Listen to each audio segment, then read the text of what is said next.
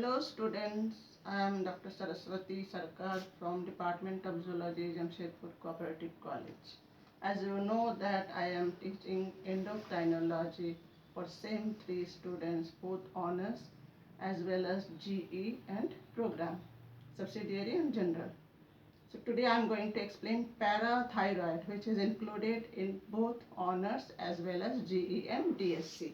What is parathyroid? This parathyroid gland, they are four in number, present behind the back side of thyroid. See, this is viewed from back side. In front side, before trachea, these two thyroid lobes, they are seen, they are connected by an stem, but this view is from back side. So from back side thyroid will be there, and these four glands, they are present behind this thyroid gland. They are parathyroid glands. They are named as parathyroid glands. So parathyroid glands are small endocrine glands, four in number, located in the neck region in close vicinity near thyroid, behind the thyroid gland in human and other vertebrates. They are derived from the epithelial lining of third and fourth pharyngeal pouches. They are flat oval structures, as you are seeing here. There, the two highly located parathyroid glands. These are highly located or placed at higher position from they are derived from fourth pharyngeal pouches, are called superior parathyroid, and the lower these two are called the inferior parathyroids, and the two lower glands derived from third pharyngeal pouches are called inferior parathyroid glands. Now the histology. Each parathyroid is surrounded by a fibrous capsule and consists of two types of cells. In histology, two types of cells are found. Chief cells, CHIEF, chief cells, which synthesize and secrete parathyroid hormones and appear dark when loaded with the hormone. And the other one is oxyphil cells, OXYPHIL, oxyphil cells, which are light colored and found in clusters, in groups in the center and periphery. They appear at the onset of puberty but are of unknown function. Their function is not known yet. Now the functions. The main function of PTH is to maintain body calcium and phosphate levels, that is calcium phosphate homeostasis, so that nervous and muscular system can function properly. Parathyroid hormone, or PTH in capital letters, PTH increases blood calcium level by directly stimulating osteoblasts and thereby indirectly stimulating osteoclasts. Now what are osteoclasts? Osteoblasts, you know, which help in bone formation. Osteoclasts are multinucleate cells containing numerous mitochondria and lysosomes.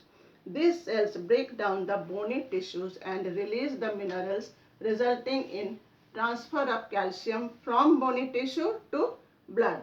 This phenomenon is called bone resorption, when bones get dissolved to provide calcium to blood, as because calcium is also necessary for blood. Bone resorption occurs when the body suffers from insufficient calcium from the diet. Calcium is important for the blood too, because it provides electrical energy in our nervous system and is must for conduction of electric impulses. It provides electrical energy to our muscular system too. It provides strength to our skeletal system. PTH, or parathyroid hormone, increases gastrointestinal calcium absorption by activating vitamin D and promotes calcium conservation, that is reabsorption by kidney. That was resorption when the bone gets dissolved, and it is reabsorption by kidneys. PTH regulates serum phosphate concentration through action on kidneys. It is an inhibitor of proximal tubular reabsorption of phosphate. Through activation of vitamin D, internal absorption of the phosphate is increased. Calcitonin, secreted by parafollicular cells of thyroid, promotes bone formation and reduces blood calcium, opposing the effects of PTH. So calcitonin is secreted by the parafollicular cells of thyroid, which helps in bone formation, whereas PTH dissolves bone. So these two hormones, that is calcitonin and parathyroid hormone, they are antagonistic in nature. Thus calcitonin and PTH, they are antagonistic in nature. They act in reverse ways. PTH has a normal range in our blood, just like calcium. Now disorders. First one is hyperparathyroidism. It occurs due to oversecretion of PTH. It causes high calcium level in blood, that is hypercalcemia, when blood calcium level increases. Symptoms in hyperparathyroidism: chronic fatigue, body ache, pains in body, difficulty in sleeping, pain in bones, memory loss, poor concentration, depression and memory depression occur. It also leads to osteoporosis, kidney stones, hypertension, cardiac problem and kidney failure. Treatment.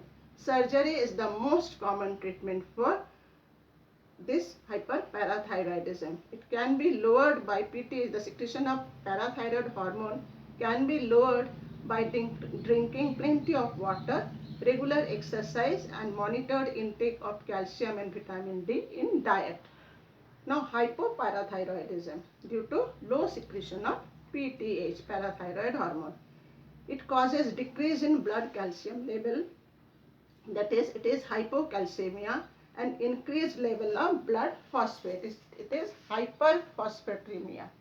Symptoms: burning on fingertips, toes and tips, muscular cramp in legs, feet, stomach and face, fatigue or weakness, painful menstrual periods. Treatment: oral intake of calcium with vitamin D in the form of calcitrol to help the body to absorb calcium and eliminate phosphates. Okay, see you again. Thank you.